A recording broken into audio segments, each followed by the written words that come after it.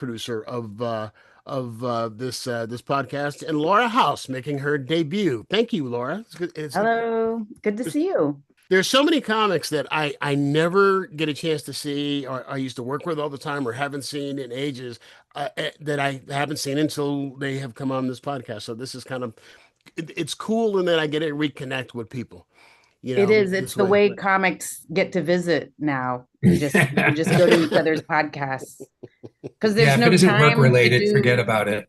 Yeah, there's no time to do anything else. Yeah. Well, it's Well, like it's like you just see your homie's pictures on the wall at the comedy club. You're like, oh man, that's Jeff. I used to work with that guy. We started together. Wonder how he's Yeah, doing. you was don't the- see each other from when you start together. Like Yeah. inevitably everybody goes a Yeah. different direction. So it's like, If, oh, if, okay, if it goes well, I mean, if it goes badly, yeah, you guys are still there. yeah. Same old life 6 years later. See, that was the fun thing about Comedy Day in Golden Gate Park, and I shouldn't say was because it still continues. Is that especially once you became a headliner, you never saw your buddies anymore because everybody's a headliner, so you're not working together anymore unless it's an all headliner show. Except for that's the comics company picnic. Yeah, that's how it was looked at. it is a homecoming of sorts. Yeah. Yeah. I stopped Flyers going because convention. every year there was that comic that would come up to me and berate me because I ruined their career by not booking them at one club. Like one club. It was my fault that their career didn't work because I didn't book them. But and I explained to him that Jon Stewart never played Cobbs either. So yeah, I think he's doing okay. That's such a great pull. Yeah. I did a little open mic the other night just for the hell of it. I haven't done an open mic in decades since I did an open mic, because I've been doing one man shows the last 20 years working in theaters. I thought I'm going to see if I can write an hour from scratch. And so I went, and it's like 8 comics, and like one civilian in like this little cafe in the Richmond. And this woman walks up to me and goes, "Hi, remember me?" And, no, I'm sorry. She goes, well, I used to do open mics. I quit in '87. What the hell? I haven't seen you since '87. I Wow. didn't know you then. You got a whole other life. You know what I'm saying? Very nice, very sweet, but it's like, what do you want from me? There's like 2 or 3 people that were like that. They were like open micers, like when I was starting, who were there, wow. at this thing, and kind of at the same level that they, Yeah. I always feel like I'm putting gasoline on a fire when somebody comes up to me. I'm really mad at you. And I go, wait a second. Who are you? That doesn't start everything off in a good foot. No, the answer is that the correct response is, I knew something was keeping me up. I couldn't remember what was keeping me up. Yeah, That- it was you. It was you. All right. I Well, thought it was my car keys missing, but no.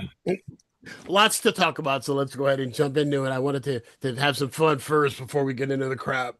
As we're live streaming this now, and the audio on this drops on Thursday. So this is a developing situation. So what we're talking about may be different if you were listening to this on Thursday. But as of right now, there is a ceasefire, supposedly. There is a ceasefire that Trump is framing as a victory, but there are pictures of Iranians, literally dancing in the streets.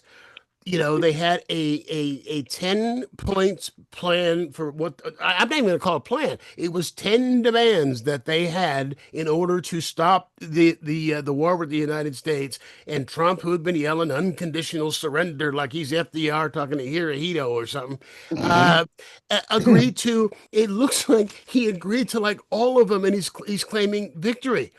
Somebody described, like, I'll just tell you a couple of the things that they had demanded, and now he's back. Now, as we are broadcasting this, he is backing away from it, from some of these things that he's agreed to. You can't negotiate with this guy in good faith. Anyway, they wanted control of. They demanded complete control of the Strait of Hormuz, removal of all sanctions, reparations for damage done by the war, the ability and the acceptance of America to them continuing to enrich uranium and develop a nuclear program, and complete withdrawal of U.S. military from its bases in the region. And that's already pretty much happened. They've abandoned 13 bases and they're all staying in He's hotels. blown up 13 bases. Yeah, yeah. So Listen, that's fine. also, how do you hang on a second? Sorry. Okay. Let me get through this. Then we'll jump in. My blood pressure.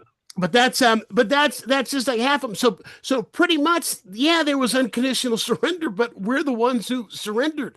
I don't know how the hell he's calling this. How he is calling this any kind of a victory.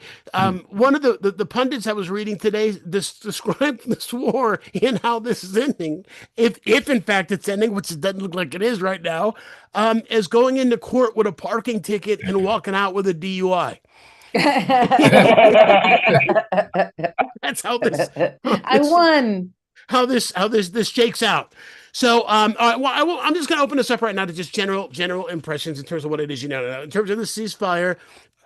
Within the last hour, I've seen a news report that Israel has bombed Beirut, 100 targets in, what was it, within an hour or something, 100 different targets, Yeah. and they're not supposed to be, Lebanon's supposed to be part of it, and now Trump's going, oh, well, no, Lebanon wasn't. Yesterday it was, but today Lebanon was not supposed to be part of this whole thing. Beirut wants to be part of it. So just fire away. Just thoughts on the general situation. We learned from Sansa Stark in her young political career. She said she was taught to assume worst intentions, right? So everybody keeps telling, oh, well, he's just incompetent. Well, he's just a buffoon. No, he's got the worst intentions. He can't. How do you start a war? Like, did nobody game plan it? Did nobody do any war theory, any war gaming? Hey, we're going to attack Iraq or Iran. What's the first thing they're going to do? They're going to close the Strait of Hormuz. Do we have anything to fix that? No. So why are we attacking them? How do we give? Obama gave them $400 billion, and we got they put an end to their nuclear program, or you know what I mean, right? And everybody complained, oh, it's just a giveaway. Now we spent $100 billion, and they're allowed to do it now. And 13 service people are there. It's just dumb. It's the hubris of these people who come out and talk like it's a freaking crusade, like, oh, God is on our side. God can do this. Dude, yes, Noah was a drunk, Pete Hegseth, but you're not good at it. You know what I mean? Like, I don't understand. I used to think Andrew Jackson was the worst president of all time. And clearly, Tom, thoughts? Well, at this point, there is nothing that is going to surprise me anymore. I wouldn't be surprised if tomorrow the generals. Yeah. Well, honestly, I feel really weird saying that nothing's really surprised me. Nothing. After the first 3 months, I knew they were all gun. Everything was off the table. They were going out guns blazing, and it's they've murdered citizens. We forget all the stuff because there's another atrocity. Another major atrocity every month. But they've murdered American citizens. They've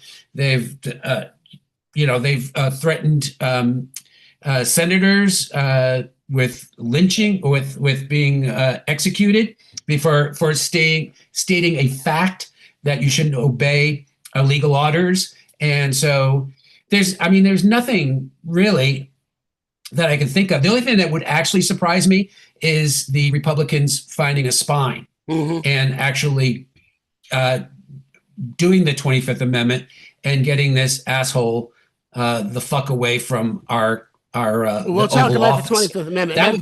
That's the only thing that would shock me at this. Let's not get ahead of ourselves because we are going to get to the 25th Amendment.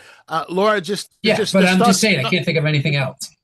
Thoughts on the general situation, what we know as of this moment. Yeah, well, I feel like, look, Trump he's a level-headed dude.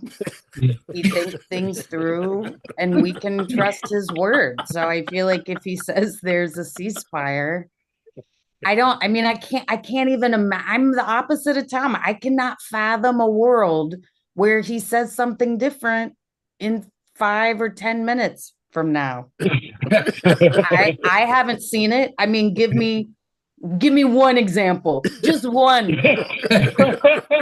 One example. This guy, thoughtful, like measured. Like that's the word for this guy, measured. And I just feel like it's all in hand. No, I'm with Tom. I mean, I mean, I didn't since 2016. It's been like I didn't know I could be so agog. Like I didn't know you could superlative agog. Like I've just been more and more agog every day of just like, oh, like. Well, we had a 4-year break. We got a 4-year break. We did have a 4 years that we didn't have to take. But not really, not from him, because the machine just, he was building a bigger, better machine in that time. He did not go away. I heard his name as much on NPR as I do now, you know, about what he was up to and saying, and you weighed in on everything. So it was like, yeah, I mean, obviously this is not good. And there's no, like believing any version of, hey, it's good news. I mean, obviously he'll say anything, like literally anything. And then we'll say literally anything else he feels like saying the next time he feels like talking. So that's cool. Well, he calls the Iranian 10-point plan a quote workable. Yes, this was yesterday, so again, it completely changed. A workable basis on which to negotiate and to flesh out a deal. So until they printed it, they're not. But that's the thing. The Iranians don't have to negotiate. They hold all the cards. He has no leverage. His leverage is we can come in and we can blow up all your things and kill everybody. But that's not really leverage. That's going to ruin the world economy. That puts an end to the United States petrodollar. That ruins his standing in the polls because nobody really wants to do this. Also, as we learn from The Princess Bride, you never get involved in a land war in Asia, right? They have so many people. How many boots can you put on the ground? They can't do it. They've already lost a bunch of battleships. You understand? If they're trying to fight an old war, you can't fight yesterday's war. You have to fight today's war. But the whole thing is there is no. Here's the biggest They're problem. So unprepared. Here's the biggest problem. Well, there are several biggest problems, but the problem number one: why are we there? No one can articulate. He's saying, yes, we met several of our objectives. Well, what the hell were the objectives? What's the reason? They were not an imminent threat. They were not an imminent threat. They wanted regime change. They wanted to do some nation building. They wanted to. And so now the regime change is we have rhyme with Epstein files. Is that the reason any of this is happening? Because I find we're not dedicating as much airtime to that these days. Yeah. Well, it's still being talked about, but you're right.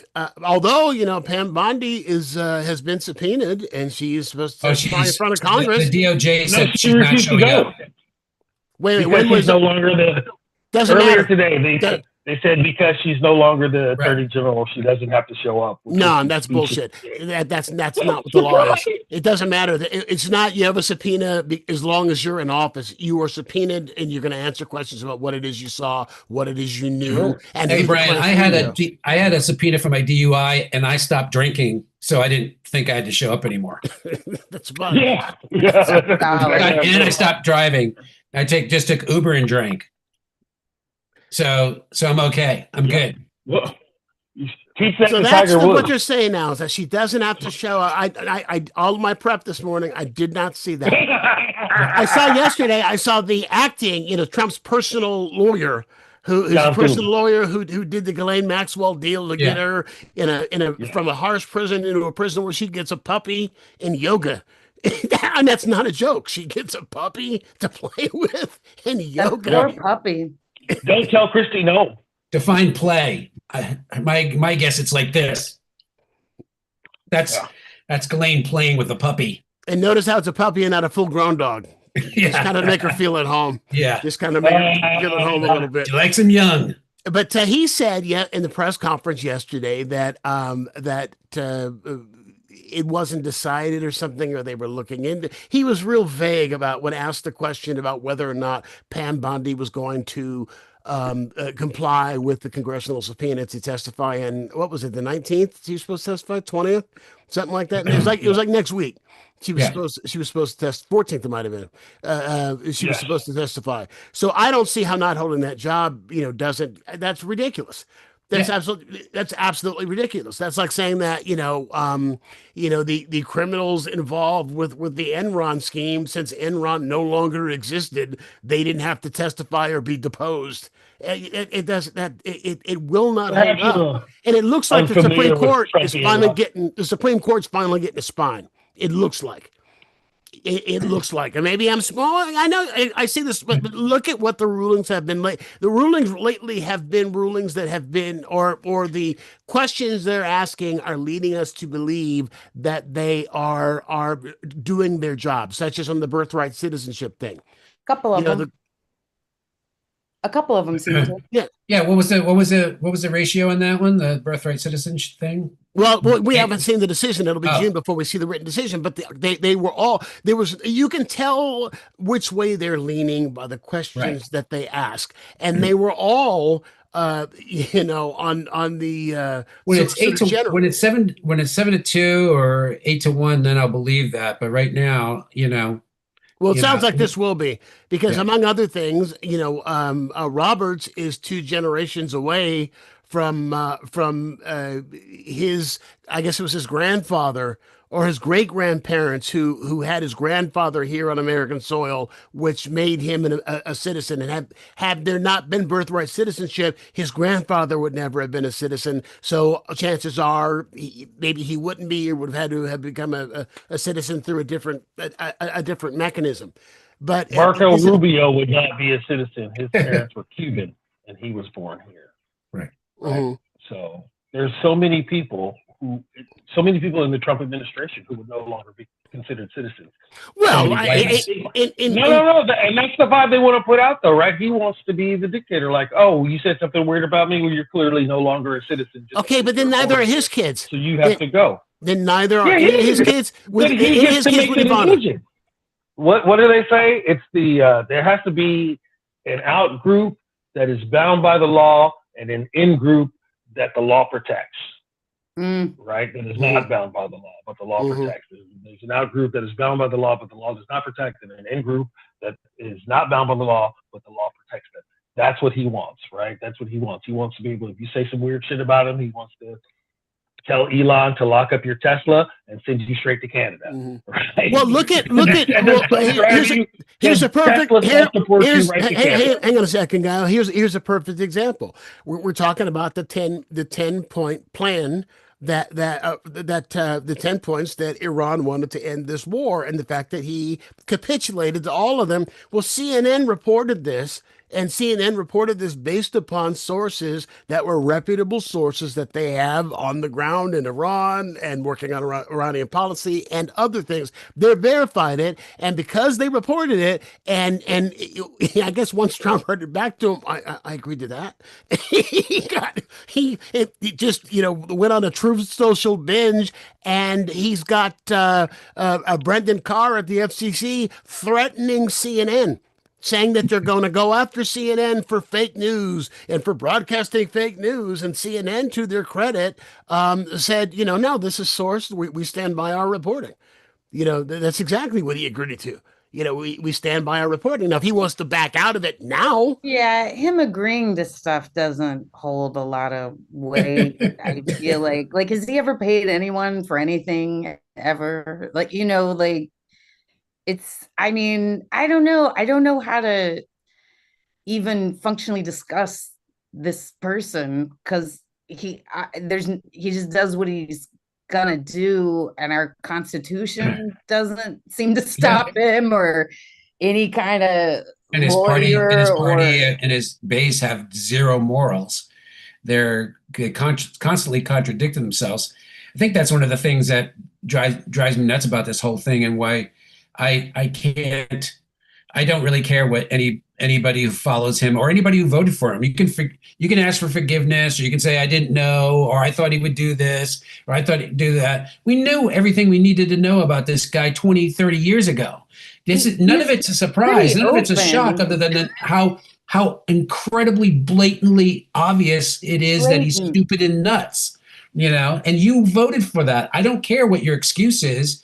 Mm-hmm. You're either self-centered, or you're an idiot, or you're just a bad person, because how could you possibly vote for this guy who's just about checks every single box, and that 7 deadly sins, broken just about every single commandment, is just about the worst person on the planet, and you said let's try him again. Well, I mean, if this clutching of pearls by a lot of MAGA voters now, it's like, once you heard the Access Hollywood recording, if that wasn't enough, if you take everything else and throw that out, this at the very beginning, before you had the opportunity to cast a ballot for him the very first time, if after that you still went ahead and voted for him, don't act surprised. How about the John McCain thing? Every time that pops up, every once in a while it pops up, what he said about John McCain and I don't like soldiers who were captured. Mm-hmm. That just blows my mind. That didn't stop him in his tracks then. Mm-hmm. It just tells me that people are more apt to wrap their mitts around a racist than they are to go, oh, I can't possibly vote this guy. He's immoral. He's just you underestimate the racism and the sexism of the American people at large. Right? Yeah, and I completely agree. I did. I absolutely did. I thought we were in the the high teens, maybe low 20s, and it's really obvious it's way past that. 75 million. How about that? Now it is socially acceptable. Whereas before, if you spewed crap like that in most a lot of the crap you hear now, if you spewed it in the past in the wrong place, meaning in polite society, you would be ostracized, or you would lose your job, or you would lose your elected position, or you would lose an election, or whatever. But now you have an entire party that fought like hell for the right to use the word retard. Right. All the problems going on in the world. It's because they don't have any other cogent arguments. All their arguments are name calling and vitriol, right? You can't expect these guys to let common sense and science rule the day. They just can't do it. They don't know how to do it, right? That's why they want to call you a retard. Because it derails the whole conversation, right? Because now you have to. It's just so hard to work with these people. Well, they were saying, I think, in the news too, that a $950 million stock market bet went just before the ceasefire was announced. Of course it did. Mm-hmm. So it's like somebody made $1 billion. These guys are all there to grift. They're all there to enrich themselves, and they know how to play Trump. Everybody knows how to play the Trump because he's such a child. All you have to do is like, oh, you got the prettiest hair. You're the smartest guy. You see those cabinet meetings that they have. It's so crazy. Painfully. Ugh. Isn't it? Doesn't it hurt? Where they go around the table. The ring is wild. It's wild to see. Are you guys? I have a question. Are you guys all like from California? I've been here since I was 6. I was born in Ohio, but I've been here since I was 6, so I consider myself to be in Rhode Island here. Oh, Rhode Island. What are people like in Rhode Island? Because I'm from Texas, and I encounter people, on social media. Like, I'm from people who like him. What part? Yeah, I'm from outside of Dallas. Yeah, Rhode Island's pretty. It's uber liberal, but very blue collar. Mm-hmm. So I grew up. Oh, go ahead. No, I grew up in California, but I just recently last year did a 2-week one-nighter tour of really small towns in like Texas and Kansas, and it is. Like, I'm a one-nighter king. I love a one-nighter. I've been doing one-nighters. I've done Montana, Wyoming in the 90s, all these kind of places. And I got to tell you, like the weirdness and the fear and the racism compared to the 90s in the small towns has gotten a little worse. And some of it is because, and this is weird, but I feel like back then, before the internet, before our widespread cable TV, there were 4 channels, right? And so everybody had kind of a shared culture, and all the channels were Schoolhouse Rocking, and we're all going to live together, and blah, blah, blah, blah, blah. A very special episode where we confront racism and all that stuff. But it's all split up now. That's right. You know what I mean? But it's all split up now. So now you're on the YouTube, and they can just feed you all the racism they want. YouTube will try to do that. You'll be watching some other thing, and YouTube will like, here, check out some manosphere bullshit. Here, check out some racism and why the Jews are wrong or whatever. We're like, echo, I'm just trying to watch chambering. bowling and turkey. You know, I used to play. They actively try to send it to you.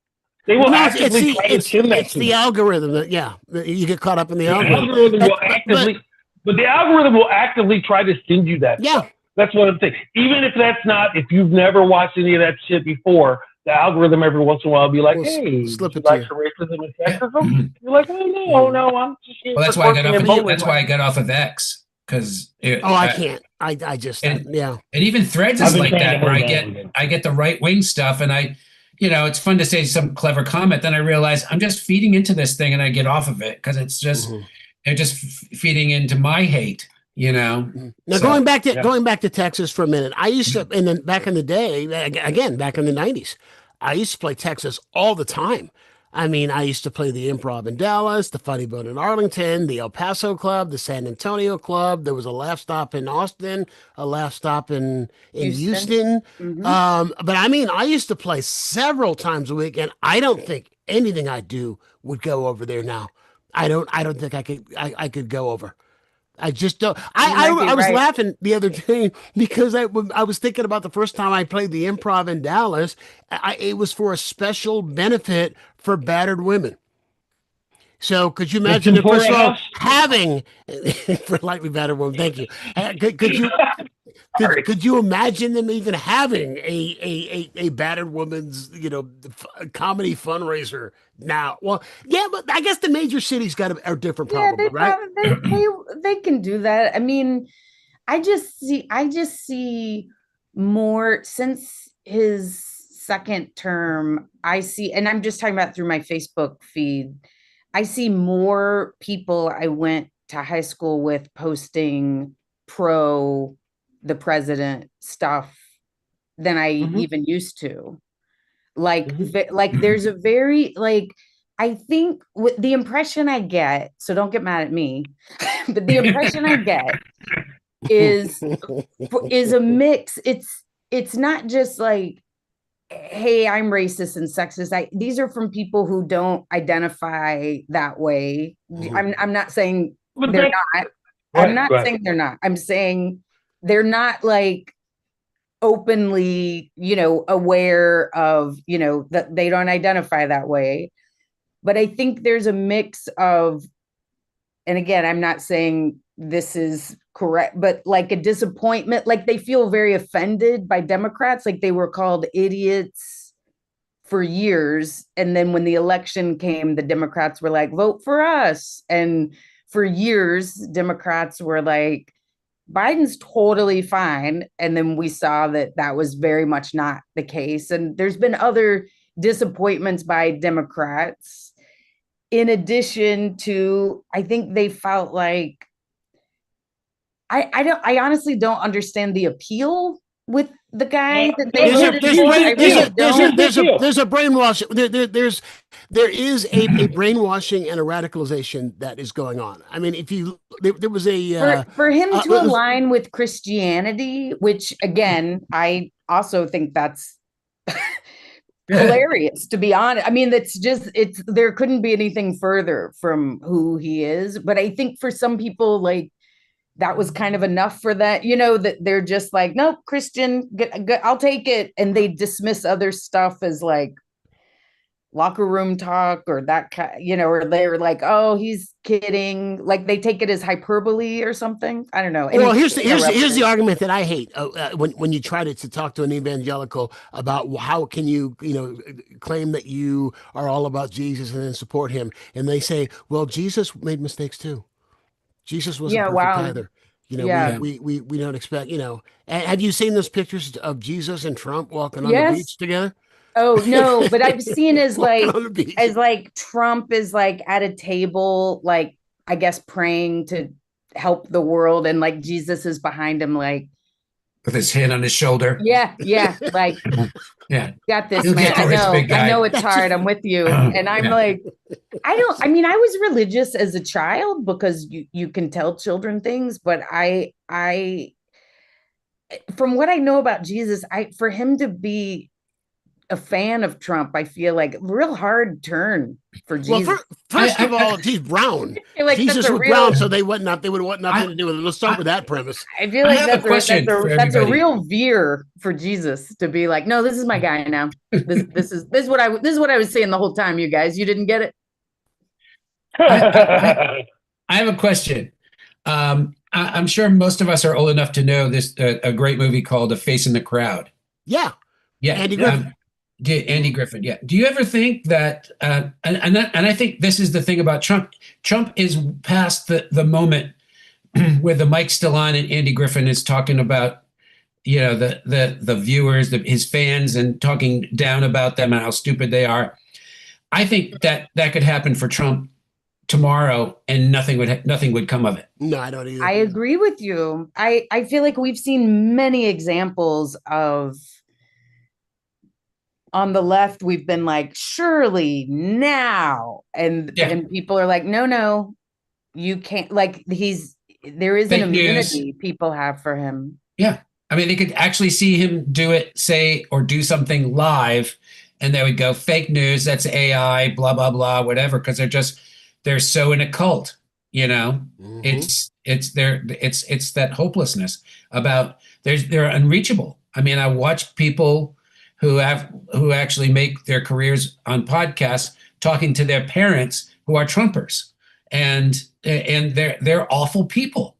I mean, the parents are terrible to their kids, right? On a podcast being filmed to other people, and they don't have any kind of turn off switch. They don't have any dimmer or volume down. It goes up to 11, baby. Here's where it changes, Tom. Where it changes with all of MAGA, and where it changes with Republicans in general, is that they're against it until it affects them. Then once it affects, they're all for making sure that there's no Affordable Care Act until they realize that means their insurance is going away. No, I disagree, and I'll tell you why, Brian. Look, what is his worst approval ratings that he has right now? 33%. It's like the lowest in history. And that's not just his. Hey, well, one sec for a second. Let me tell you how bad it is. His approval rating with independents is 6 points lower than Nixon's was when Nixon resigned. Yeah, forget about him. 6 points lower. Forget about that. I'm talking about the base. The base still loves him. 89%. They're probably getting killed more than anybody else on the gas being almost $2 more a gallon. They don't care. They're like, please, sir, may I have another? They don't care. Well, you're missing something. There's nothing. The numbers, that 33%, it's not going to go down. It's not going to go down below 30 ever. Well, hang on a second. I'm telling you, if he wasn't a cult, you're missing something. Here's what you're missing. You're absolutely right. When they poll MAGA, 89% of those who self-identify as MAGA give him his approval rating is 89%. However, that MAGA base is shrinking.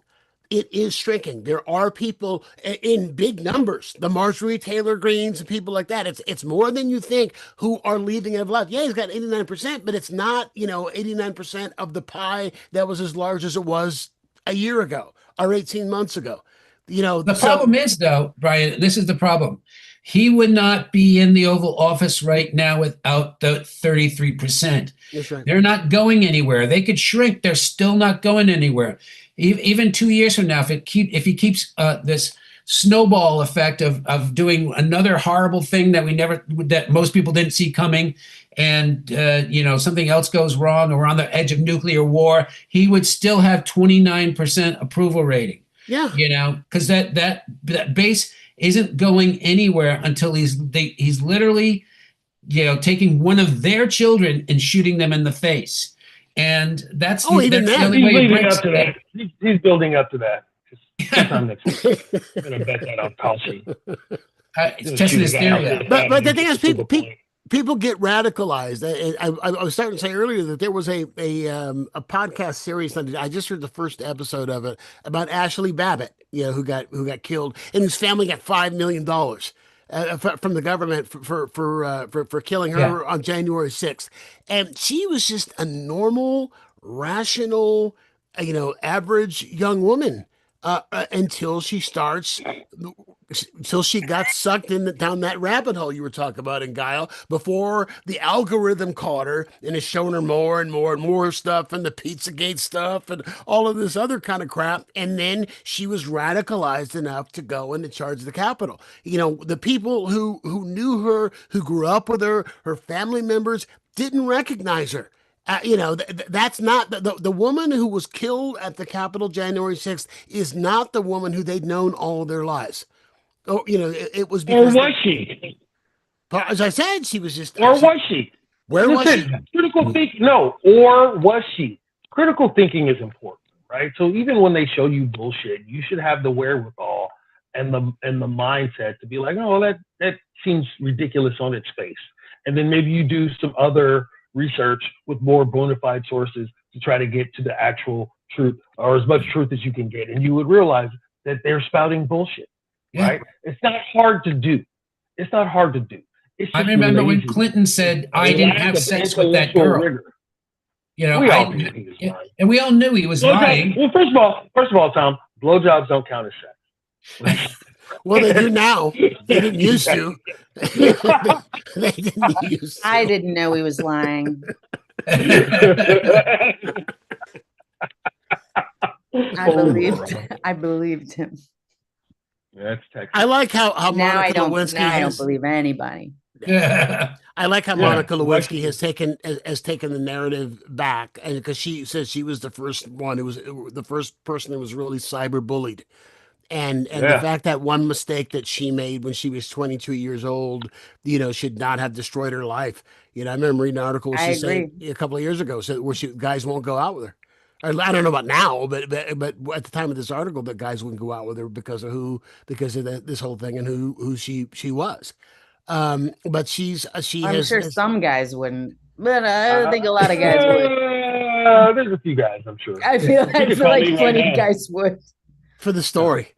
Yeah. Just for the story. For all kinds of reasons. Tonight? I mean, yeah, but I mean, no, she was destroyed. I mean, that it is interesting to look that there was obviously our culture isn't in an awesome place, but there was a culture shift. And I feel like, because I didn't think, I mean, I was a young woman. I was around her age. I was a young woman at when she went through that thing, and I didn't think there was anything wrong with berating her, or being, I mean, I guess a little, I identified like, oh, I could see I would have done that same thing, in that circumstance, with this guy. We all had crushes on this guy, as it's not like he's a good looking guy, but for a president, he was, and he represented. He was charming. I mean, if you ever met Mac, like I think a lot of people in her position would have done that, but it didn't, like at the time, I don't know. I think internally it did things to me, but just culturally, no one was telling Leno to stop making jokes about, going after her or any of the comic, just culturally, we went after her more than him. And we still haven't gone after Hillary for covering up and saying shitty things. And attacking Monica Lewinsky too. That's been bugging me the whole time, to be honest. They made this young woman, this 22-year-old young woman, the whore of Babylon. And Hillary Clinton ended up becoming a United States senator because of it. And there's a good argument to be made that had that not happened, she would not have been elected senator from New York. And I don't even Clinton know. ends up because he left a good economy, ends up being a hero. And here she was with her life completely and totally destroyed. I remember her I don't father. know. I remember her father threatened to sue Dick Wolf Productions and to sue NBC because there was an episode of Law and Order where Jerry Orbach says something to the effect of, "Oh, she was giving him a Lewinsky at the time of the murder." Yeah. And it's like, I mean, how would you like to have the entire world know, we've all made a horrible mistake. All four of us, if you've lived any life at all, you've got one mistake where you go, if I could go back and I could, I could redo it, I would do it differently. Or a better one, somebody you were involved with, if you could eternal sunshine them out of your head. We've all got I would do that to all of them. I would also argue she didn't make any mistake. Like she was Yeah. She was a 22, 23-year-old woman who, made out with a married guy. Yes, it was him. He was the problem. That was predatory. Of the two of them, he knew better. He was the ultimate boss in that situation. Like in my book, she made zero mistake. Like we should call it his dumb name should be the verb. Maybe he could have thrown the dress away. Yeah, I mean, her biggest That's- mistake was trusting what's her face, but Linda Tripp. Oh yeah, Linda Tripp. But even in history, Linda Tripp kind of did the right thing, to be honest.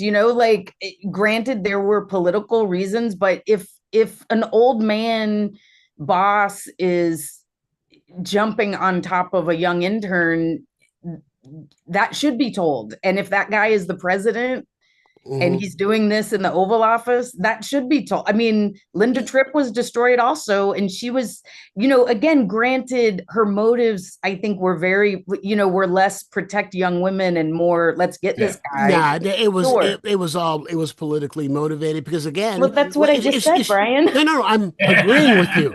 I'm agreeing with you. But you started by saying no, so it sounded like not agreement. Oh, no. It was, I agree with you 100%. It was politically motivated. Otherwise, she would not have gone on and recorded her going on and on and on about him for months. I mean, I remember there was a radio station in San Francisco, it was a right-wing radio station that spent a whole weekend doing nothing but playing on a loop all of the phone calls and the phone conversations. Well, that's one of the things that bugged me. I vote left and liberal, and I'm happy to do it, but it does bug me about the left that we say believe all women, but not really.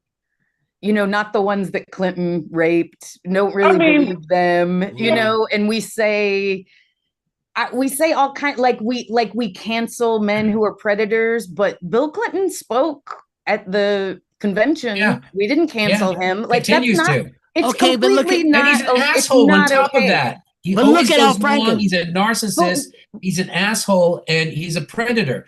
But we just keep trotting him out. Like we keep trotting him out, and we're like, Trump is a rapist. So is Bill Clinton. Yeah. What do you think about what happened to Al Franken? Do you think that was going too far? I do think it was going too far because it's not my understanding, but that's also from knowing people who know him. Mm-hmm. And that was a picture that was a joke, and he's a comedian, right? Mm-hmm. He wasn't actually touching or mounting people or penetrating them, is my understanding. Mm-hmm. Right. Also, it was a picture of like it was a silly picture, like her boobs are back there. Right. And he would like, right. It's like when you make it look like the Eiffel Tower is your wiener. Right. Yeah. So what? Nope, you've never done that. You stand a certain. I went to Paris just to do that. It looks like the Eiffel Tower.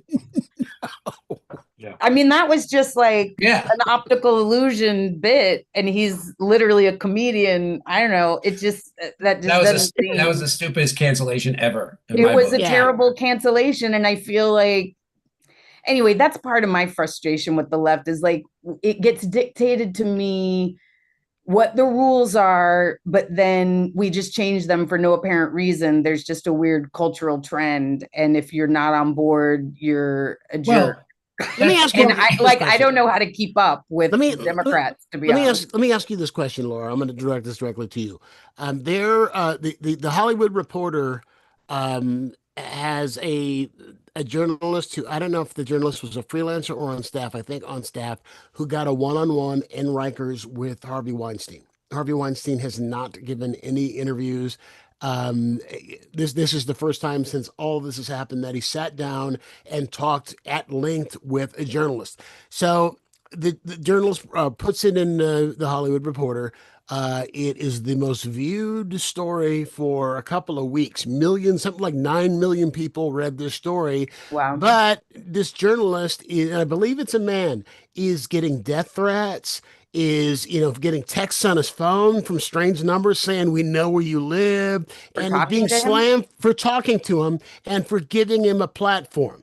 And what the idea was, I think, is he wanted to, he has had, it was around Oscar time. He has, regardless of everything else, he has had an outsized influence in terms of the Academy Awards and in terms of how the awards are chosen. He was talked to, obviously, about why he's in jail, about the charges, about the women, about the accusations. But I see how that would come up. It was, yeah.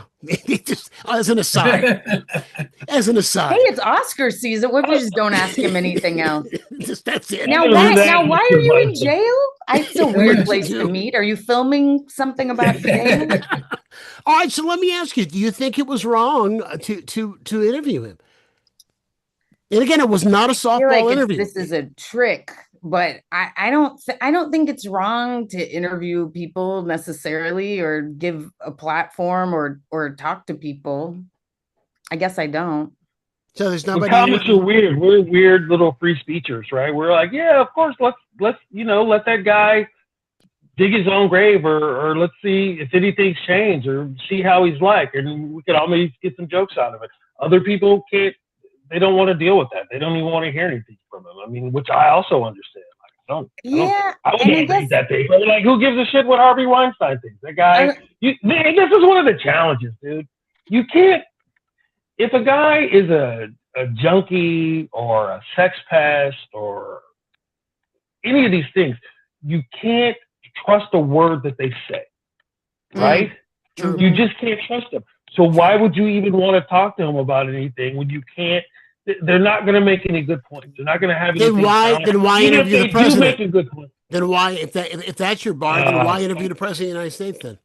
The active president of the United States, I feel like we have to deal with that reality a little more than we have to deal with, an esteemed producer who's in formerly esteemed jail.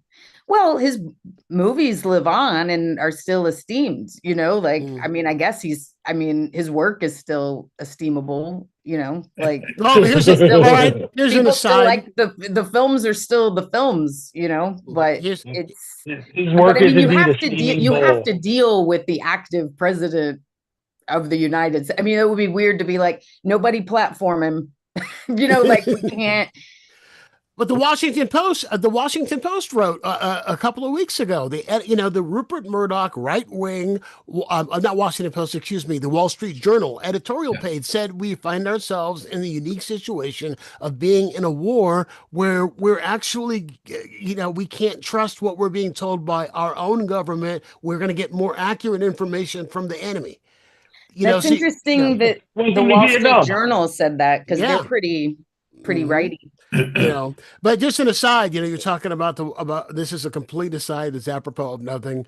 I saw Shakespeare in Love for the first time about a month ago. It's apropos of Weinstein. Well, yeah, but this kind of it's on topic but off topic. And for years, I've heard people complain about how it was ridiculous that movie won the Best Picture Oscar over Saving Private Ryan, and.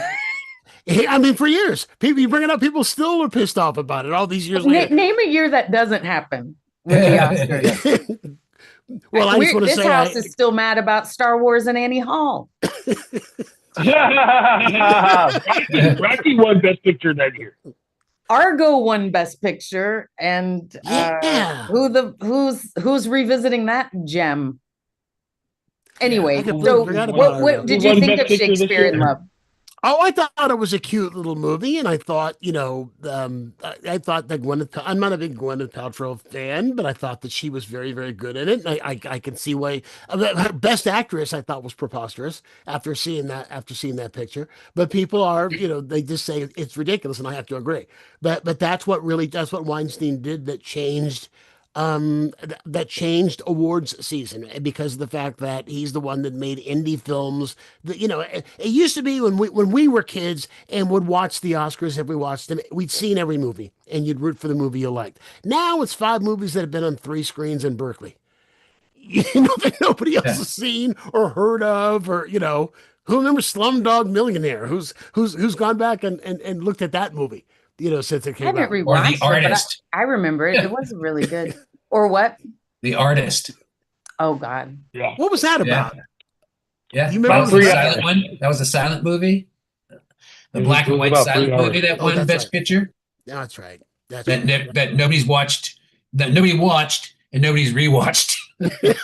Even the SNL sketch about the artist was too long. I couldn't even get through it. Excellent. Oh my Lord. All right, let's you brought up the 20. Did we solve everything? We That's did. my question. I think we saw. Did we fix it? We're Still almost fixed. fixed it. All right. So since the genocide post, Oh, since genocide. since the genocide post that Trump made the other day, the cries for Trump to be removed with the 25th Amendment are louder than ever, and are coming from unexpected sources, including from sources on the right. So just a little bit of background, because this is stuff I didn't know. I've been hearing 25th Amendment for months and months and months, and it's virtually impossible. The way that it works is that somebody has to write a letter to the president, either the vice president himself or a member of the cabinet has to write a letter to the president tempore of the Senate and the Speaker of the House, expressing that the sitting president is unfit. And at that point that the letter is delivered, the vice president automatically becomes the acting president. Well, and then I'm explaining, like you keep dropping out on guy. I'm explaining how the 25th I'm listening. works. Okay, so immediately then the vice president becomes the acting president. Well, the president who they just said is unfit has 4 days to write a letter saying, no, I'm fine. And once that's delivered, he's the president again.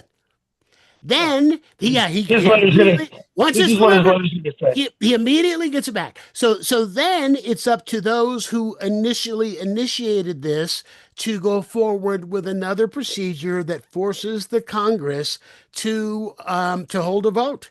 And they have to have a 2/3 majority in the House and a 2/3 majority in the Senate in order to remove him.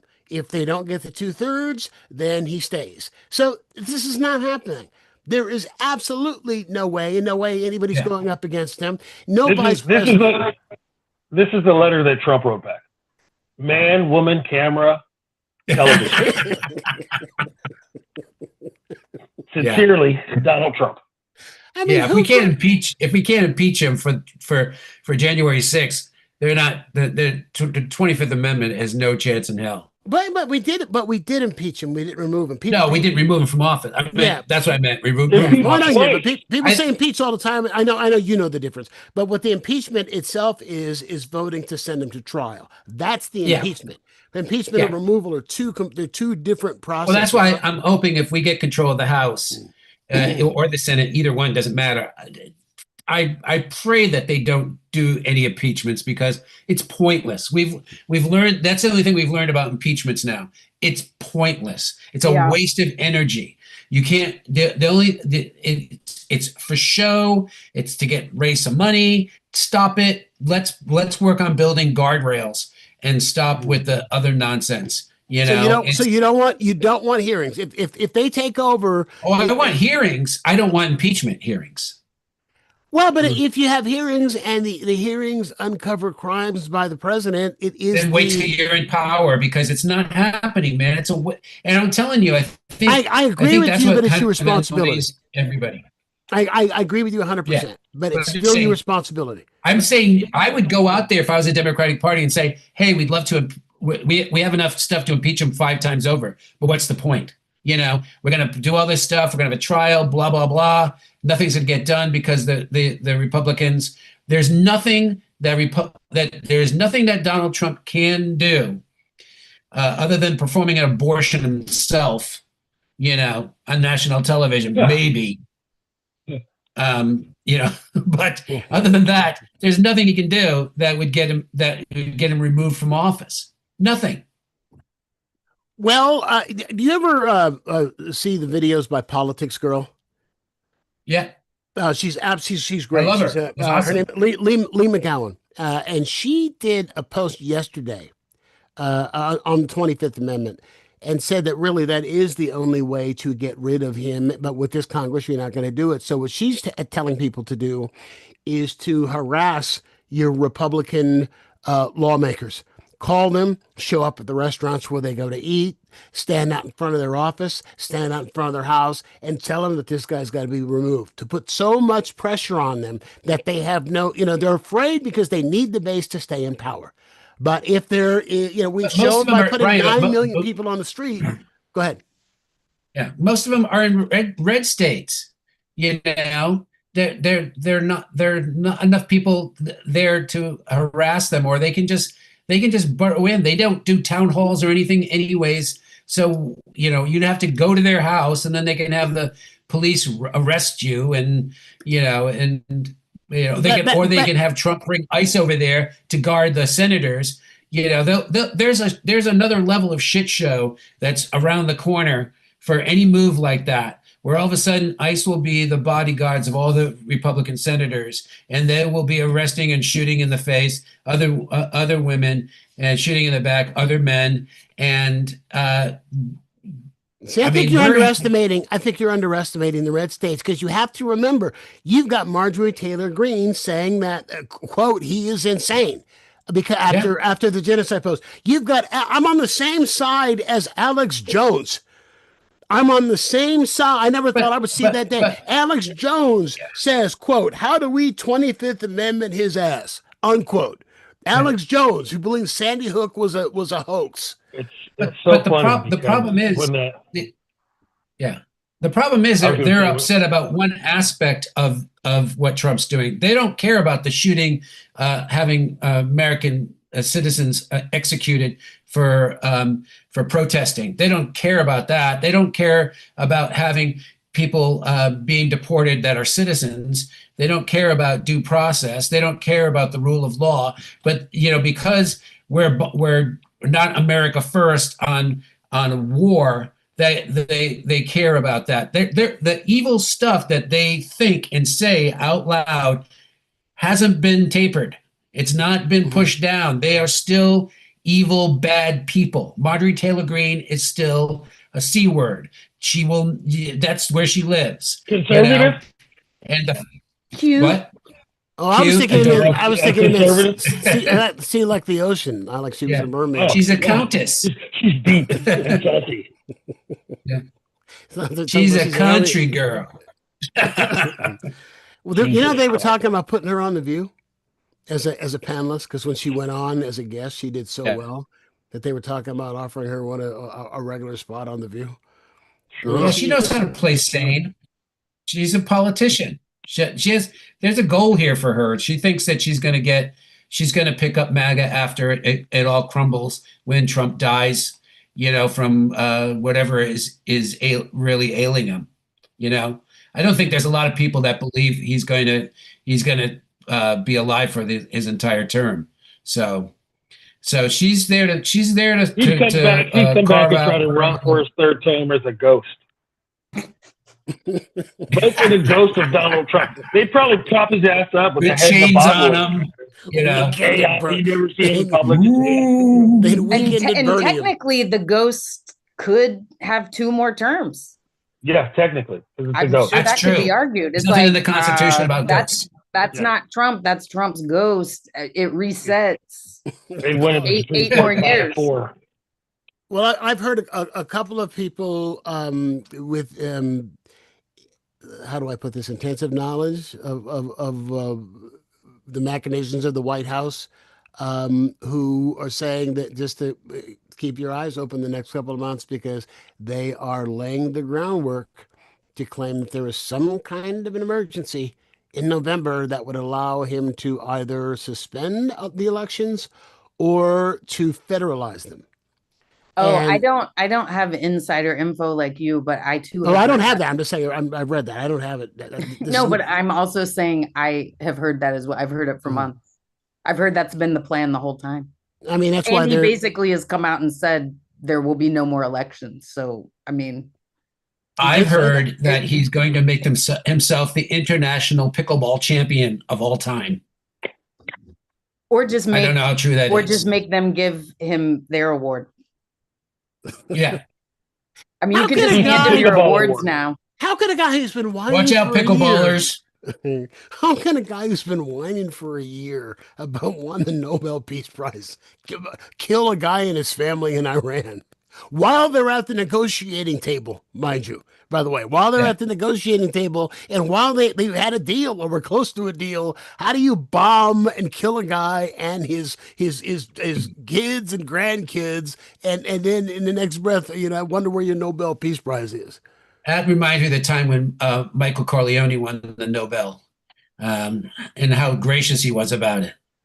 I want to thank my brother. I want to thank my brother Fredo. I want to thank my brother Sonny. Oh, we are in such a mess. We are in such a mess. I say this every week. We are laughing so that we do not cry. So other than death, do any of you see him leaving other than death? And I'm not calling for it. So Secret Service, do not call me. I'm saying other than he becomes ill and dies. Do you see him out of office before January of 2029? Nope. One would think that the Epstein files would have something to do with it, but one would also have to be an idealist and not a cynic to think that these things would happen. So You who could have a knows? tape of him having sex with that girl that punched him, or he punched, and it wouldn't matter because, like I said, his base they're crazy, they're insane, and the Republicans are terrified of the base. So as long as he's in power, he's in power. As long as he's alive, he's in power. I don't see him doing anything he doesn't want to do under any circumstance. Like I mean, I've lived a long time and a lot of my life has been at the same time as a lot of his life. I've never seen him do anything he didn't want to do. Yeah. Since Art of the Deal, like in 1980, I mean, he just doesn't do things. So, I mean, unless he decides, hey, I feel like leaving office for whatever reason, I don't. He can't leave office voluntarily because he'll go straight to jail. He can't ever leave office. He has to. How would he get go reelected straight to in jail? You don't 2028 think he would be pardoned by whoever's not like? Well, there are state charges. There are federal charges, but there are state charges that the statutes, I can't tell you which ones they are, but there are some state charges that the statutes of limitations will not be up on. I mean, they don't freeze it, just because he's in office. They just can't prosecute him. And even that's policy. Even that's just policy. That's not even the law. Yeah, but even that, I've seen him, he beats every rap, every court case, it doesn't matter. Even it honestly doesn't matter. If Bill Murray he's made a joke of the rule of law taught us that's anything, for sure. it just doesn't matter. Like I don't see, I mean, I haven't seen anything that's not untouchable Bulletproof. in his situation. Yeah. Let me ask you a question, Laura. Do you have children? No. Okay, I'm just curious. I was wondering. I have kids. I don't know. They're not little kids. Yeah, I'm just wondering what parents are telling, fifth graders and sixth graders when they, even if Not they to watch want, the TV. yeah, even if they want to escape, they're still hearing people talk about, what he posted on Easter, or that he threatened genocide, or that the president of the United States is using the F word, and directing it at a foreign adversary. It's like, I'm glad my children are grown, but I don't know what I would say to, if I had a 7, 8, or 9 year old. How do you explain to kids that this guy is telling kids that are coloring eggs about Biden and the auto pen. He's a nutcase. What? Literally on Easter Sunday, he's hot mic'd telling the kids about Biden and his auto pen to 5-year-olds, or they're like, whatever, okay, nice man, whatever. They don't know what the hell he's talking about. They're coloring eggs. He's the crazy grandpa. It's crazy grandpa. That's who he is. It's unfathomable. Muttering on the porch. Reality is, it's very hard. But I mean, I think as an aside to your point, I mean, he's not the only thing weird right now. I mean, kids who are 7 or 8 have grown up with social media and phones and iPad. I mean, I think they hear crazy shit all the time. So I don't know. I mean, I don't think a parent, I don't know. I mean, I think parents would have to explain more globally weird stuff to their kids and what's okay to, and it's not just him, really, it's a very weird time. Like I feel like, this may be a weird thing to say. Go with me for a moment. Like we used to not have watches. Like we had time, or even like before clocks. Like there was time, you would meet someone at sundown or sunup or high noon, or and then we got watches and clocks, and it changed our thinking. Okay. To like minutes were important, and where were you, and it's been 15 minutes, and we changed. And then we got computers, and it changed our brains, and we got internet, and it changed our brains. And then with social media, it changes our brains to like, oh, I have to know everything. And then I have to have a take on it. And I have to I can't have nuanced thinking. It's good or it's bad, and it has to be bombastic. And I hate I believe this exact thing, and people who don't are bad or in echo chambery. And so I think like all that's happening, like our brain, like Tom, it's interesting to be on a screen with you, because like the weekend I left San Francisco was 9/11 happened. Yeah. Like I was like, that's why I was at, that's why I did not do that, but I was at, I don't think, what if I was like, you guys, I'm so sorry. But I played Cobb's that weekend with Lewis Black. He couldn't get in from New York that week. And so it's like that changed brains, and like that was a thing that could not happen. And then, did Robert Schimmel fill that week? Did Robert Schimmel fill that week, or with? No, he can't. No, Jim headlined the first couple nights, and then Lewis came in on Friday. Oh, he did. Or Saturday. He made it in on Saturday. And like, even just, I mean, as an aside off the point, but like, even when I introduced him, like he got a standing ovation at the beginning of his set. It was like an epic moment. Right. But Jim, Jim, Australian. Oh, Jim Short? Jim Short. Rest in peace, Jim Short. Yeah, rest in peace. That one was hard. I used to work with Jim a lot. He was brilliant. He was so funny and so brilliant and so clever. The stuff. Nobody was flying out of anywhere. Beg pardon? I said he tried to flying out of anywhere during that time. He tried to fight you. He had a temper. He did. I read he somewhere. got real worked up. Oh yes, he did.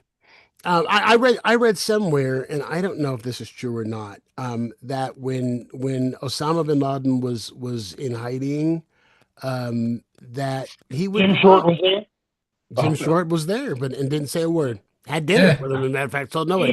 No, but that he got that he actually he was driving and got pulled over by a cop. I mean, I know that sounds like a joke, but I've read it several places that he would go out and go out. People knew that he was there. I mean, it wasn't like he was just in a room or in his backyard until SEAL Team 6 broke in. But apparently he got actually be the cop that pulled him over and then let him go. But it's just, not, with what the kind of stuff that we have going on right now in this world. And again, a president of the United States who has the nuclear codes threatening genocide. 9/11 is almost quaint. 9/11 Yeah, is I get almost that, quaint. like to us, but from the perspective of like a 10-year-old kid, this has been their whole life. You know what I mean? Mm, Like, mhm. so I That's true. I don't know. I guess I just think of it in those terms of like everything is changed. Like I'm older, so I still have a set, not like people who were born in the 40s, or whatever, or like my parents were born in the 30s, so they had more of a sense of decorum than I did, Mhm. like they thought dressing up was a way to be polite. And then I was like, I don't see that. Mhm. Like we Yeah. all have we bend our things, but now it's like I I I feel old timey, compared to how like Give me an example. Give me an example of something well, the that example you that you're come across. talking about of like, I don't think a president should be Be a, posting that. That Yeah. should I think it's weird for a president to tweet pro genocide comments on Easter or any other day. To be honest, I can't really think of a day where that seems like a great idea. But like I think like we're becoming a world where that's all being normalized also. Except on So that's broadcast my network example television. of is the same as your example of like this seems inappropriate, but to half the country it's acceptable. So do we go back? I mean, do you think that we can ever go back, or do you think that now? Because I'm thinking right now, if you're a kid who's 15 years old, for example, and you're going to be voting in 3 years, this is all you know.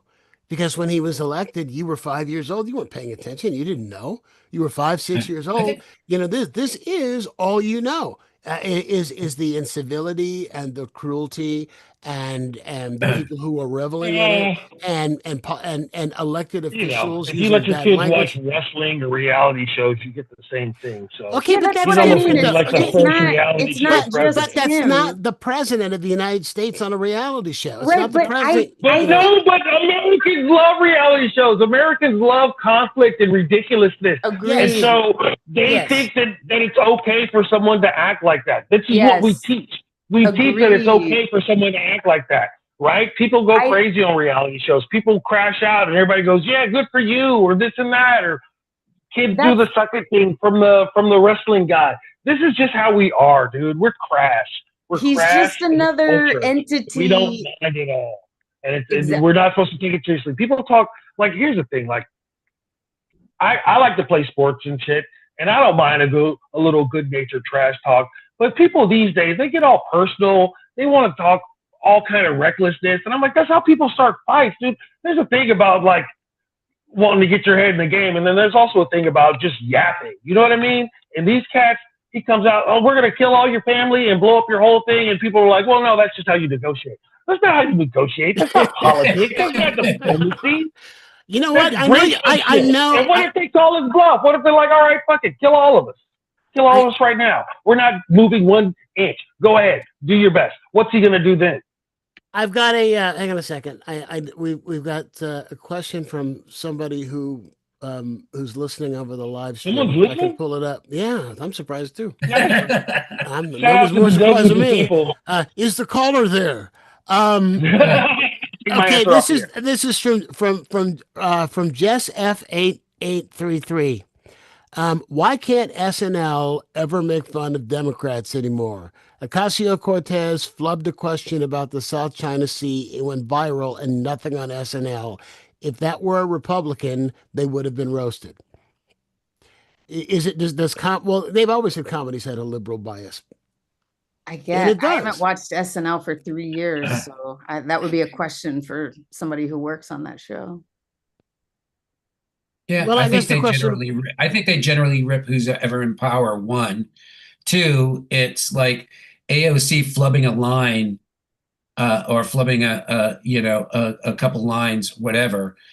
I don't know how you equate that with somebody saying, "I'm going to eliminate your civilization," Plus, or somebody being shot in their car in the face, and the guy who shot her in the face just driving away, and we don't do anything about it. We don't have a trial. We don't have an investigation. But let's attack AOC for flubbing a line.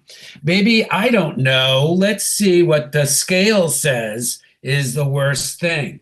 So we're trying to make humor out of a bad situation. One, two, not enough people know that AOC flubbed a line, or flubbed a thing. I heard about it. I went back and looked at it. I went, okay, they're desperate to find something to lose their mind about. And this, it goes back to Obama with his beige suit, tan. or It was tan. yeah, It was a tan suit that they went after him whatever. for. I don't even care. And Hannity went after him for putting Grey Poupon mustard on a hot dog. That's the other thing. Saying Yeah, that but that's my point. That's why we too make fun of uppity to have American. we'll make fun of Hannity for doing it. We won't make fun of Obama for putting Grey Poupon, or we might do it in a little side thing that eventually comes and makes fun of Hannity. Plus, I'm sorry, I keep trying to watch somebody be funny who's supposed to be conservative. Who's the Smith guy that Rogan has on? That's Pierce Morgan has on. He's supposed to be a comedian. He talks mostly about Middle Eastern politics. His last name is Smith. I can't remember who he is. He's supposed to be a comedian. I've seen him on these things, and I've never even accidentally seen him say something funny. Not just like, oopsie, that's funny. I've laughed already like 10 times more than I've ever laughed watching him, and he's supposed to be a comic. But he's conservative. In Gutfield on I've never the seen Fox Gutfield. thing. I've seen clips of him, and I've never ever even cracked a smile. He's not funny, and he's not funny to you, but apparently he's got huge ratings, so he's funny to somebody. Good. He's not funny to me. So I'm just saying, Saturday Night Live's audience isn't Fox News. Okay. So Gotcha. if you're laughing at the homeless guy who has a brick fall on his head, dies, if that's hilarious to you, that's not going to be on Saturday Night Live. Watch Gutfield. I think that the difference here is this, and this is a generalization for Jesse, and that is, I believe that, and again, you can tell me that I'm wrong, but in my opinion, and I have been in this business since I was 18 years old, comics who are more progressive have a tendency to punch up, to speak truth to power. Whereas, and I've known a handful of comics who identify as conservatives who've not done very well doing that kind of material on stage, because most of it deals with punching down. And I think Did anybody that see part Rob is why. Schneider's set at I CPAC? totally agree, Brian. No, what did he do? Oh my God. He was performing on a stage in front of people walking by, like he was selling like a new soda machine. He had a stage with people walking by like they do at, one of those home shows. Like he was selling like drains, and and he's doing his stand up, and it's horrible. And even the people, like they stop for a second. Oh, that's the guy from the movie with Adam. Okay. And then they keep walking. And he couldn't even like hold an audience of 3 or 4 people. It was really, really, it was painful. It was like, even though I don't like, Rob that much at all. Did you book him back in the day? Watching him, I hurt watching him. Did you book him back in the day? Oh yeah. It was I would say, no, he was a feature act, I needed feature acts. He was still fun. He was a funny No, man. he was okay. He was competent. I mean, Rob is a master ass kisser. He is the Yoda of ass kissing. That's kiss. Yeah, that's how he moved up the ladder all the way across it. He is an amazing ass kisser, but he's never been funny. You know, he's never. I mean, he had like one funny joke was Elvis on a fishing hook. That was his funny bit. That's the only thing I ever remember from him. Elvis on a fish hook was up. You know, that's it. That was it. Fish hook. All right, so am I accurate, or I'll ask you both this question, all three of you this question. All right, so am I accurate in my analysis that the reason why you don't see more conservative comedy or is because it doesn't go over, because primarily when I have seen it, it has been the comic punching down, and That's an interesting point. It is our job to speak truth to power and to punch up. That's how it is that I feel. You know, and you can, and I'll tell you this: when Democrats are in power, we have gone after Democrats. We're talking about Clinton. We were all over Clinton. Yeah. You know, when all that was going on, we were all over Clinton when that was going on. Absolutely. Obama not so much. I will be honest and tell you, I did not hear very much about Obama. And if I did, it wasn't anything that was mean spirited. It was because, quite frankly, he didn't do much that where he messed up. He didn't give us much, quite frankly. I'm not saying it's a perfect presidency, but what I'm saying is it was scandal-free. It really was a scandal-free presidency. I think there were 0 indictments, right? During zero. First one, yeah. But he did not give us much to, you know, there was stuff again like the tan suit or the gray poupon or whatever you could go with, but there wasn't, tweeting you fucking bastards on Easter, Yeah. to somebody you're at war with. I mean, it wasn't, like that. And this is the first time hearing about this Cortez Flablana in the South China Sea. I gotta go and look. I have to go look it up. I prep for this podcast every week and read as much as I can read and try to keep up with there's something every 5 minutes with this idiot but there are things that slip through the cracks. I don't have a huge news staff to prep me. I wish that I did.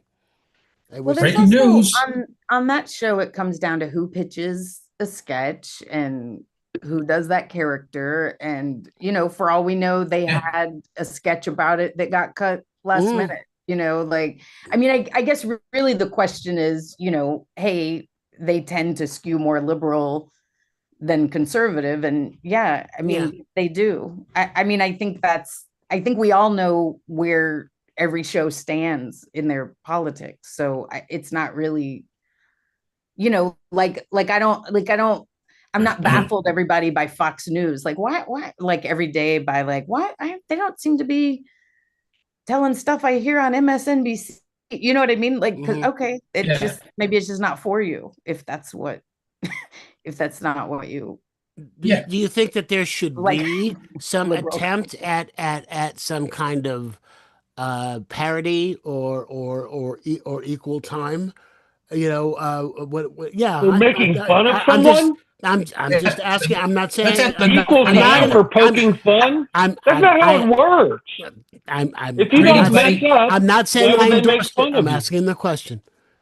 That's the most ridiculous thing. Next thing you know, you're gonna want to have shows with no white guys on them. I'm sorry, but I feel like there is equal time. You know what I mean? Like their entertainment springs up and then gets watched by people who gravitate toward it all the time. There's no, it's not like you look at a Joe Rogan and go, well, where's the opposing equivalent to that I can listen to? It's like, well, make one if you want it, so SNL, if someone's like, give me $1 billion, I'll make one right now. Right. But my point is he didn't start with that. He just had a microphone. Right. So I think it's like, but he also wasn't as ridiculous as he is now, right? He has $1 billion. I understand, but my point is he made a thing and he grew his audience. So if somebody wants a conservative Saturday Night Live, they just make one. Like, I'm sure there's many of them. Like there's Christian Hallmark movies. There's whatever. Those guys are huge. They're just mean. The thing about conservative comedy, and I'm using quotes, is like you can get away with sexist and racist shit as long as it's funny. Ask Andrew Dice Clay. That guy was hilarious. Now I will admit that I found it when he was being sexist. I always thought he was way funnier than when he was being racist, and that's on me. That's something that I had to work on internally and figure out why that was. But there are ways. I know. There are ways Yeah, I also do too, but I had to talk to myself about it and not just gloss over it. Yeah. There are ways to be a dick and to be funny at the same time, right? These guys, they don't understand the humor, right? They don't understand the humor of the truth. They're just going around being mean and thinking that it's funny, because if you're mean to somebody, it's just automatically funny. That's not how humor works. You could just be a dickhead, but everybody's just like, who's this asshole? Right? It has to be funny, and then they'll be like, oh man, you're a funny ass. Like Bobby Slayton is sexist and racist and ridiculous, and I think he's hilarious almost every time. I think Bobby Slayton is one of the funniest human beings on stage I've ever seen in my life. I grew up when Bobby was on radio when I was in high school. When he was on KMEL with Alex Bennett back then, long before I ever thought I would be a comic, and Bobby Slayton to a lot of people is the most offensive comic they've ever heard. I can't even repeat some of his jokes, but they're all there. I saw a clip of him on Showtime at the Apollo, and he crushed. Oh, he killed! I remember that set. And I thought, ooh, he killed him so hard he had to look backstage because he was shocked himself. And this after using the phrase "you people" at the Apollo.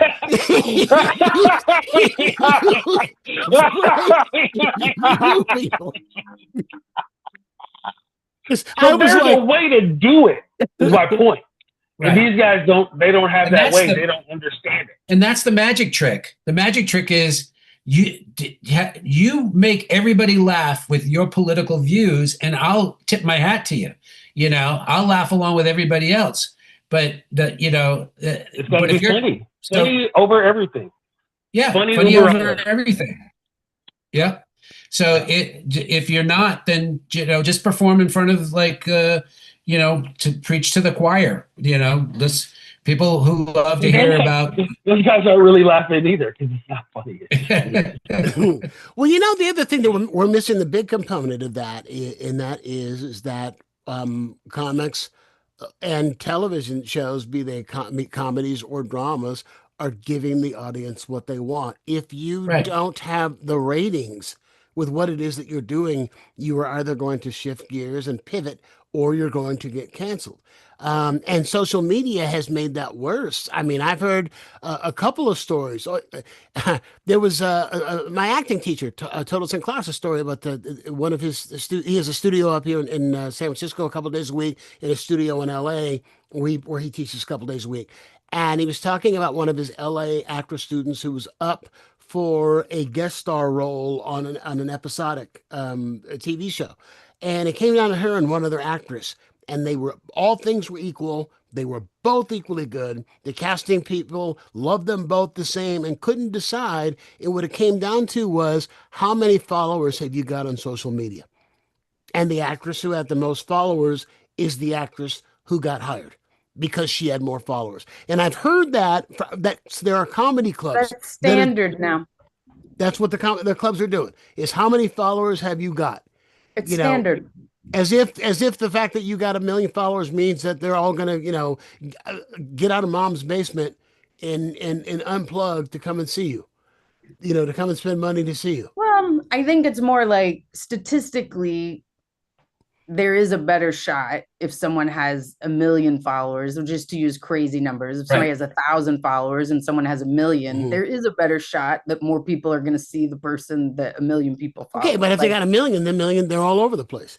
They're not. Right, but my point is, that's a reasonable assumption for a booker to make, and the booker cares about the audience. So the funny thing is that, but that's what I mean by, like, social media has changed us. Like, that is reality now. Well, like, I told you that just is reality. Like, it's reasonable for casting people to go with followers. It's reasonable for bookers to go with followers because they want audience.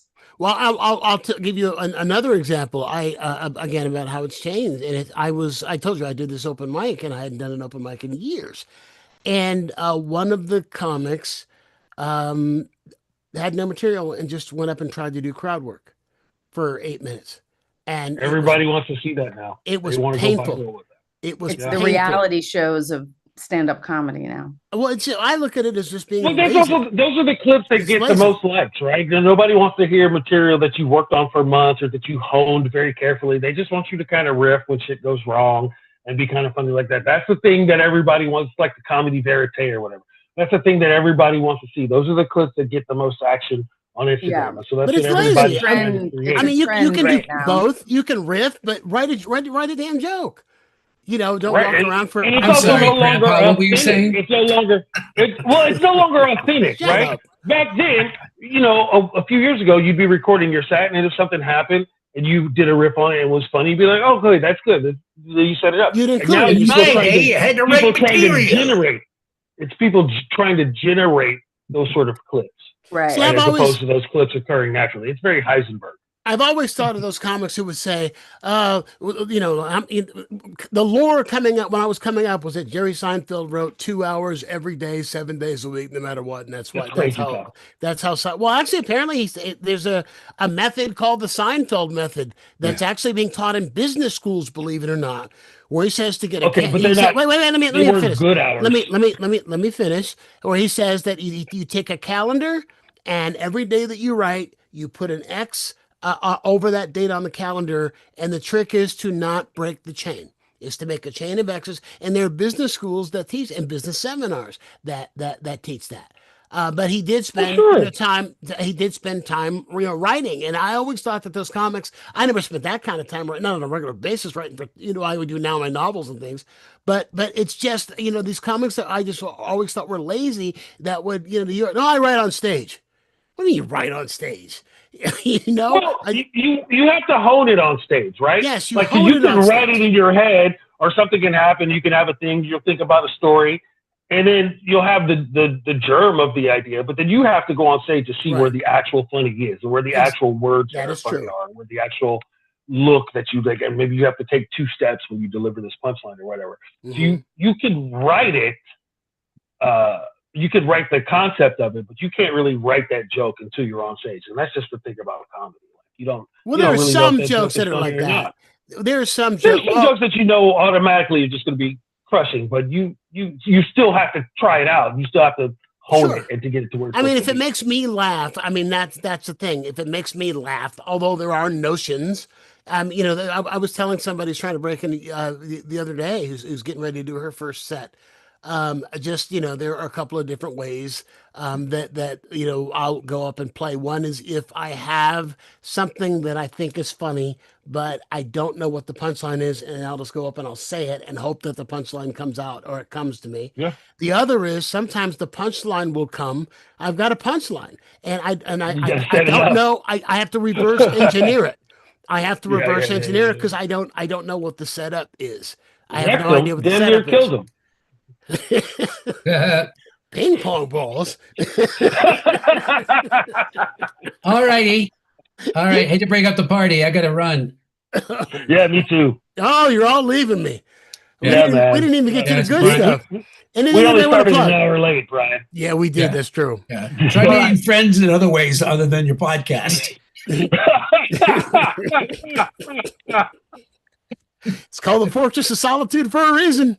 I'm going to start with Laura. Is there any? First of all, thanks for doing this, and please, I hope you'll come back. I hope Thanks for having me. It's a pleasure having you. Is there anything that you'd like to plug? I should have thought about this more. I don't know. You can follow me on Instagram. I'm Laura House. I am LauraHouse. And it's She's one of my that- favorite people on the planet. And you will be in the Dang, that's so sweet. in the show notes, so all of your social media, your socials, and all of your contact Oh, great. information Instagram's the easiest. will be in there. Well, come back, please do Great. come back. Yeah, thank you. And Gaio, you working anywhere? Yeah. I'm heading out. Actually, I'm going to be at the Crocker Museum in Sacramento tomorrow night for the Art is Funny festival show, Crocker Mix thing, whatever they call it, Art Mix. And then I'm off to Berlin for the International Cannabis Business Conference. And then I'm back. So May 12th, I'm at the Throckmorton in Marin. And May 8th, I'm in Lodi. And May 9th, I'm in Chico. So find me wherever you are. Okay. Oh, So no, Northern Berkeley, California. May 15th in Berkeley, California at the Chapel of Flowers. We're doing Dime Bag Comedy where it's $10 and it's a 420 friendly venue. All right. And I'm working Brian for a raise. Nice. Well, no, mention people can still see the Cops documentary, right? Yeah. Go to TomSawyerVoices.com. click on the documentary, or you can go on Prime and see the Comedy Club, with Bob Saget and Dana Gould and lots of great comics That's awesome. that are in the film. I love And San it's Francisco always good to see comedy. it. My God. Come It's back. fun, isn't it? Come back. All right, Yeah. Laura House and Guy I O'Beal and love Tom Sawyer. Thanks, guys. Take Much care, kids. appreciated. Talk to you later, man. That'll Bye-bye. do it for us for this week. If you like what it is that you heard or that you saw on YouTube, do us a favor, give us a 5-star review. It helps people to find the show. Please like and subscribe. Please, please, please like and subscribe. This was episode number 256, I think. We started this during the pandemic because we couldn't get out of the house. We're going crazy. So that's how this all began. But if you like what it is that you hear, it's interesting. One of these there is a company called FeedSpot that named us the #1 Bay Area news podcast. Don't ask. I don't know. They named us the #1. I'm very, very flattered. I am very flattered. You go to their site, they got a list of the podcast, and you can click it and go and hear the latest or watch the latest episode, and they got us #1. So apparently we're educating folks. Hopefully I'm entertaining you, and we're all entertaining you as well. So thanks for the support. Please tell your friends. Please like, please subscribe. And if there is a world here next week, I'll see you next week. Till then, be kind to your neighbor. He knows where you live.